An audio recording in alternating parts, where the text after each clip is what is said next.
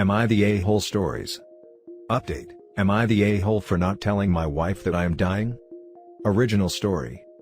Male, 31 here.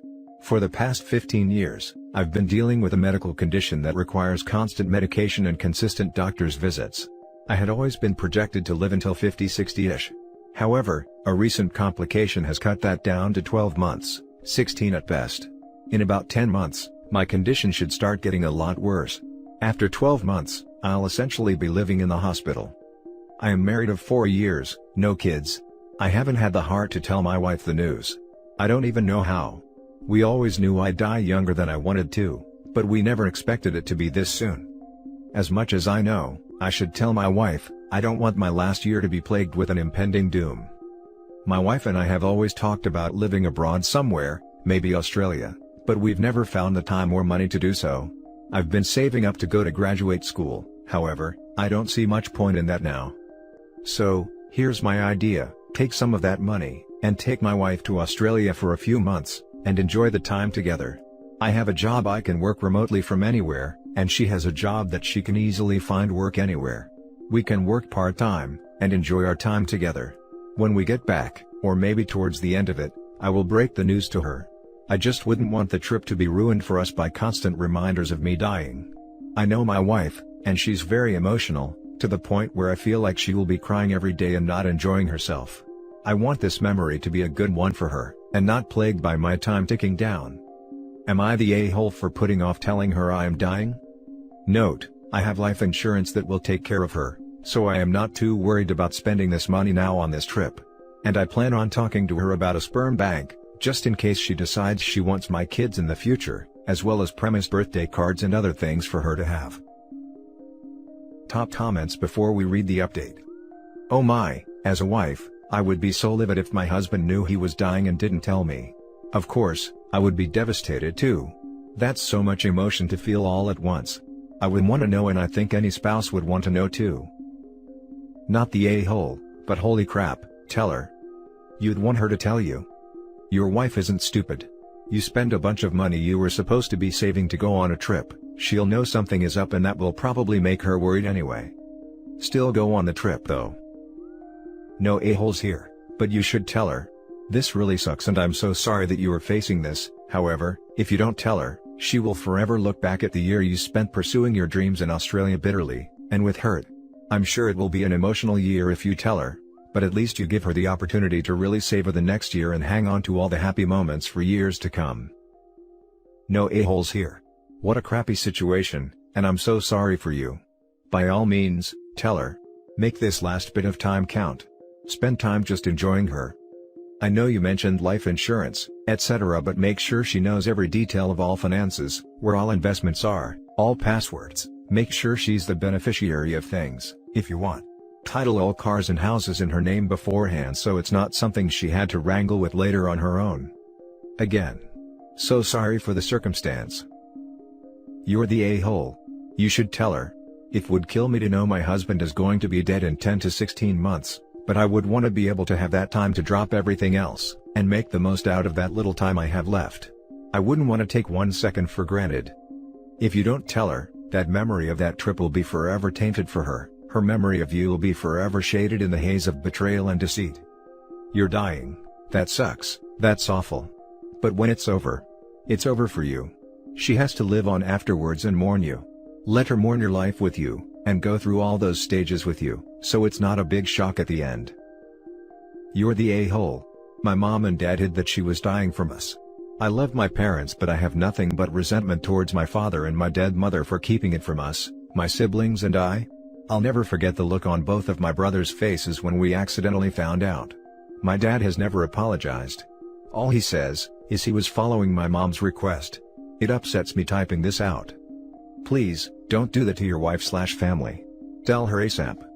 Oh, and don't think she won't know right away when you suggest a sudden months-long vacation to Australia, out of the blue, with the money you were saving up. And now for the update. Hey all. I wasn't sure if I was going to make this update, but things are getting gloomier, and I feel that I owe you guys the closure you deserve for all the help you gave me, as well as the multiple news stories LOL. Although I didn't respond much, due to everything being so new and overwhelming, I want each of you to know that I read every single comment and message, multiple times, over the past year and a half. I did end up telling my wife, soon after my post. She took it rough, as expected. It ruined me to see her that way, but I knew that I needed to tell her. She did enjoy reading through the original thread though, as many of you had heartwarming thoughts and messages. We took the time that we needed to ensure that she would be set up as best as possible. Following that, we went and spent the best 4 months of my life in Australia. The experience was amazing, and I couldn't have asked for a better dying wish. We came back just in time for COVID. Honestly, I was scared to death, and still am. But somehow, I've lasted this long. I've lost much of my strength, and hospice has come in to set up the house and ensure that I am comfortable enough to die. I had thought that I would be dead by now, so it is hard to complain about getting a little extra time. I've left a large collection of greeting cards in possession with a friend, birthdays, first anniversary without me, remarriage, children's birth and birthdays, if she uses my sperm. I didn't tell her about any of these, just because some of these events aren't guaranteed. But I know that they can help if the time comes around. Overall, I'm content, about as content as I can be. There's a lot of things I would have done differently in life if I had known this would happen, but that's unfortunately out of my control. However, I do know that I did the most I could have done with the remaining time I was given. I am just glad that I had time left while I still had my health, as I know that many aren't as lucky. Thanks again for all of your help. I'll answer any questions you guys have, so long as it isn't personally identifiable, which includes my medical information, as my town paper was thoughtful enough to write an article about me. Just be patient please, even typing for long periods of time gets painful. Now for the top comments. Wow. I wish you and your wife all the best. Your love for her will always live on. Thank you, I am hoping so. Wow, I'm so sorry. I don't want to be an a-hole, but are you afraid? How does one handle looking death literally in the face? I can't imagine all that you're going through. I'm so sorry. I'm happy you spent those 4 months with your wife. It sounds like you're handling everything as best as you can. I wish I could say more comforting words, but I'm at a loss and I'm so sorry. Definitely afraid, but less afraid than I would have thought I would have been 16 months ago. My biggest internal emotions are the regrets of how differently I would have lived my life if I had somehow known I would have only lived this long. Man, this really has put things in perspective for me. I had a friend lose his wife this morning, and coming across this makes me realize how life is so short. I will make sure to make a bucket list in your honor and check off the things I'd like to do. I hope the hospice nurses are wonderful and keep you comfortable. The only thing I would caution you on is the future greeting cards. I had a friend who did this for his partner after he died, and while it was incredibly sweet and kind, it also stopped his partner from moving on. Every time she received a card, it reopened all of her grief over losing him. I'm not saying don't do it, but just maybe talk to the friend who is holding onto them and ask them to use their discretion about whether or not to go through with giving them to her. It might be easier to just leave a single letter that says everything you want her to know. Also, as a kid whose father died when I was 9 months old, please leave a video for them. Just for them. It took me over 30 years to find the single letter my father had left for me that my mother had hidden. And all I ever wanted was to hear what his voice sounded like when he said my name. To see what his face looked like when he said he loved me. That crap can leave a hole in your heart bigger than anything you can find to fill it. Thanks for the advice, that's really good to know. Now for the last story. Am I the a-hole for naming my biological daughter as my only beneficiary with respect to life insurance? I'm 55 with one biological daughter and one daughter with no relation to me. They're, in order, 22 and 8. My wife passed 2 years ago from lung cancer, and on her deathbed, she revealed I was not the father of the second child, another man was. I confirmed it months after the fact with a paternity test. I don't know who the father is, she was mostly incoherent in telling me, so it's safe to assume I am the only father figure she has and will ever have. My biological daughter knows, but the other one does not. I'll admit I have a hard time with it sometimes, but I try not to let it get to me. I treat them more or less equal when it comes to fatherly duties since I hold her innocent in this. I'm getting life insurance policies in place and decided to name my biological daughter as sole beneficiary. This is not like a will where I need to give a token amount to anyone. At least not where we live. I have no other assets, so my will is threadbare. There's maybe $10,000 at stake and whoever wants it can have it. Why? When my daughter was 21, she expressed interest in setting me free and adopting the non-biological daughter. I can't provide such an amazing life for either child, we're more or less destitute as is. She has a nice career and wants to move elsewhere because things aren't so good here. She said she wants to bring her sister along with her to give her the life I never really could. They'll both still visit, but their priority needs to be setting their lives up to be the best they can be, which isn't a possibility here. I want to name my eldest a sole beneficiary, because she can do more with it for both of them. She will be the primary caretaker, no one else. It's not a matter of I'm giving money to one child to spite the other. I think giving it to the one child will make the most difference. Would I be the a-hole? Am I the a-hole for my decision? Now for the top comments. In that situation, you're not the a-hole.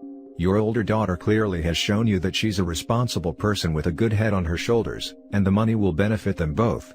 That being said, would it really hurt to put some in trust for the younger daughter? It wouldn't have to be a large amount, and it would show her that you were thinking of her.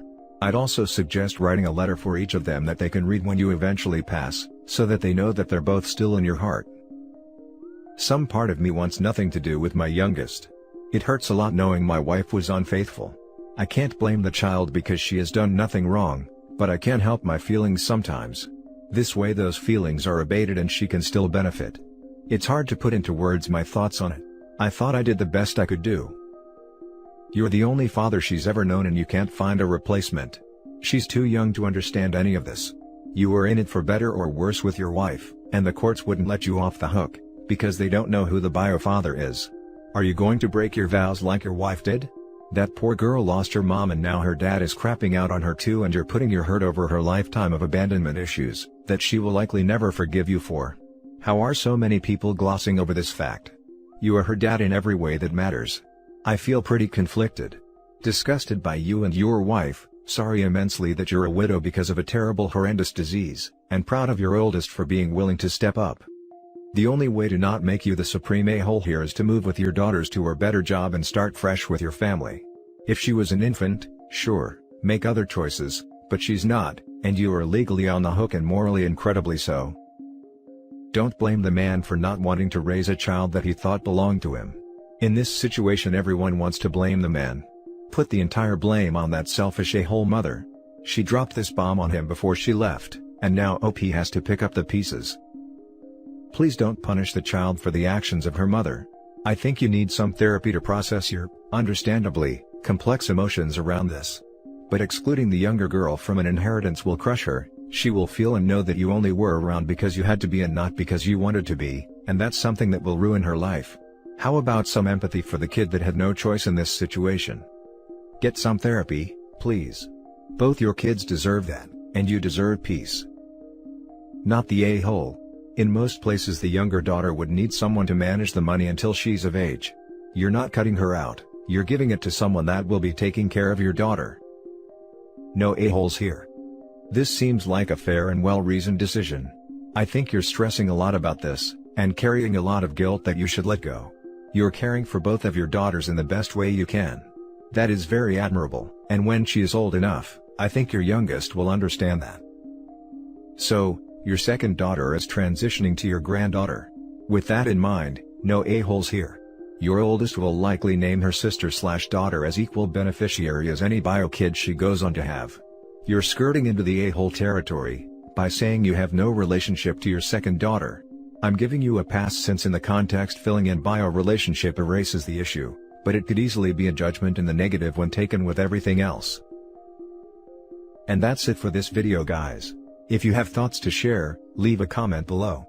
Don't forget to hit like and subscribe if you like this content. Turn the notification on to get updated on my latest posts. I'll catch you in the next one. Good day everyone.